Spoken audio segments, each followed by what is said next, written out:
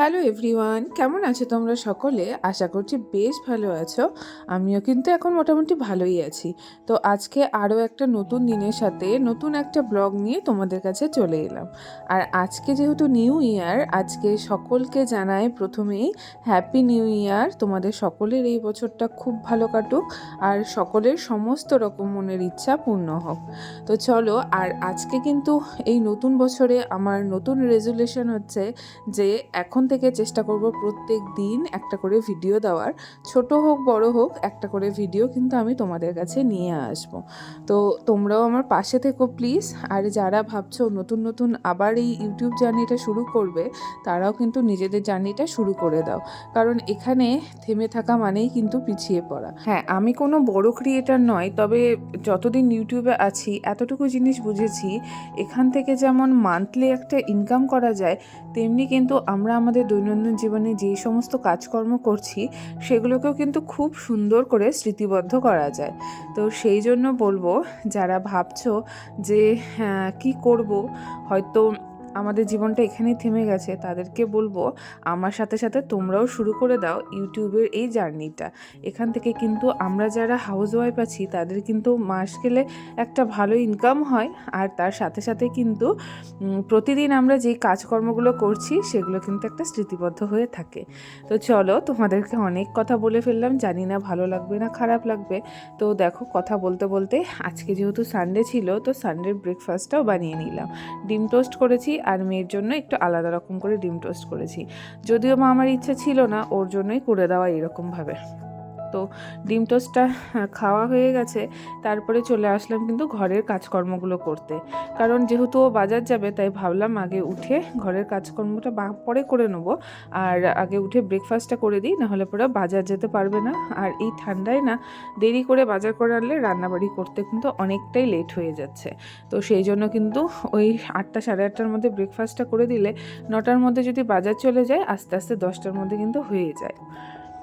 তো তারপরে এবার ঘরের কাজকর্মগুলো করতে এসেছি। তো বিছানাপাতি যা ছিল সমস্ত কিছু গুছিয়ে নিয়েছি, নিয়ে এবার ঘরে যে টুকিটাকি জিনিসপত্রগুলো থাকে সেগুলোকেও কিন্তু গুছিয়ে নেবো সুন্দর করে। কারণ ঘরে যতই যাই বলো না কেন, একটু গোছানো না থাকলে দেখতে ভালো লাগে না। তো সেই জন্য কিন্তু ঘরটাকেও খুব সুন্দর করে গুছিয়ে নিয়েছি। আর এদিকে সোফায় কিছু জামাকাপড় ছিল, সেগুলোকেও গুছিয়ে নিচ্ছি। আর সত্যি বলতে আমার এই সোফাটা কিন্তু একরকম আমাদের আলনার কাজ করে। আমাদের যেহেতু আলনা নেই, তাই কিন্তু যত রকমের জামাকাপড় হয় রাত্রিবেলা এই সোফাটার উপরেই সব চাপানো থাকে। তারপরে সকালবেলা উঠে আমি সেগুলোকে যে ভালো করে গুছিয়ে সরিয়ে রেখে দিই। আর ঘরের বাকি যে কাজকর্ম ছিল সেই কাজকর্মগুলো এবার ধীরে ধীরে করে নেবো। আর সকালবেলা তো বললাম ব্রেকফাস্ট হয়ে গেছে, তো টেবিলটা ভাবলাম একবার ভালো করে মুছেই নিই। কারণ টেবিলটা একটু পরিষ্কার রাখলেই না দেখতে ভালো লাগে, যেহেতু খাওয়ার টেবিল, একটু পরিষ্কার পরিচ্ছন্ন থাকলে দেখতে বেশি ভালো লাগে। আর আজকে কিন্তু সানডে হলেও কিন্তু আজকে আমাদের মেনুটা একদমই আলাদা। মানে আজকে একদমই মাছ বা মাংস কোনো কিছুই হবে না। সত্যি বলতে মাছ মাংস আজকে একদমই খেতে ইচ্ছে করছিল না।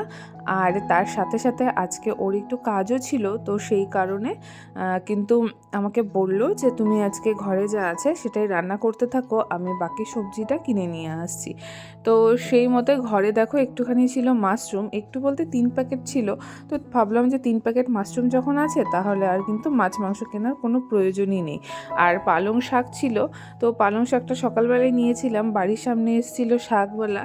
তো আমি কিন্তু শাকটা বাড়ির সামনে থেকেই কিনি, কারণ এখানে না সকালবেলা মানে খুব ভালো শাক টাটকা নিয়ে আসে। তো সেই জন্য কিন্তু শাকটা আমি বাড়ির সামনে থেকে কিনে নিই। আর শাকের জন্য কিন্তু এই যে দেখো বেগুনটা ভেজে নিলাম। আর যেহেতু আজকে রবিবার আর পালং শাক করব, একটু রসুন আর পাঁচফোড়নই ফোড়ন দিয়েছি, এতে কিন্তু খেতে শাকটা বেশ ভালো লাগে। তো পালং শাকটা এটা উঠিয়ে দিয়েছি, উঠিয়ে দিয়ে এবার পালং শাকটা হতে থাকুক, ততক্ষণে এই মাশরুমটা কেটে নিই। কারণ মাশরুমটা কাটতে ছুলতে না অনেকটাই টাইম লাগে। যদিও বা এটা রান্নাটা খুব তাড়াতাড়ি হয়ে যায়, কিন্তু এই যে পরিষ্কার করা, তারপরে হচ্ছে সেটাকে ভালো করে কাটা, সেইটা করতেই কিন্তু অনেকটা টাইম লাগে। আর এই মাশরুমটার মধ্যে যেহেতু এটা ওই গ্যাসের ইয়েতে হয়, তো সেই জন্য কিন্তু দেখো অনেকটা নোংরা থাকে মাশরুমগুলোতে। বারবার করে জল পাল্টিয়ে পাল্টিয়ে ধুতে হয়, নাহলে পরে কিন্তু অনেকটা নোংরা থাকে। আর ওই কালো কালো হয়ে থাকলে না একদমই খেতে ইচ্ছে করে না। তো সেই জন্য বারবার করে জল পাল্টিয়ে পাল্টিয়ে ধুয়ে নিলাম। তারপরে আবার এগুলোর চোচা ছুলে তারপরে ছোট ছোট করে কাটতে হবে। আর ততক্ষণে দেখছি আমার এদিকে শাকও হয়ে গেছে। আর যেহেতু মাশরুমটা শুকনো শুকনো করব, তাই তার সাথে কিন্তু একটু ডালও করে নিয়েছি। আর পেঁয়াজ রসুন দিয়ে ভালো করে টমেটো দিয়ে ডালটা সম্বরা দিয়ে নিলাম। আর এক হাতেই কিন্তু তার সাথে সাথে মাশরুমের তরকারিটার জন্য মশলা, যেমন রেগুলার মশলা লাগে সেগুলোই দিয়েছি।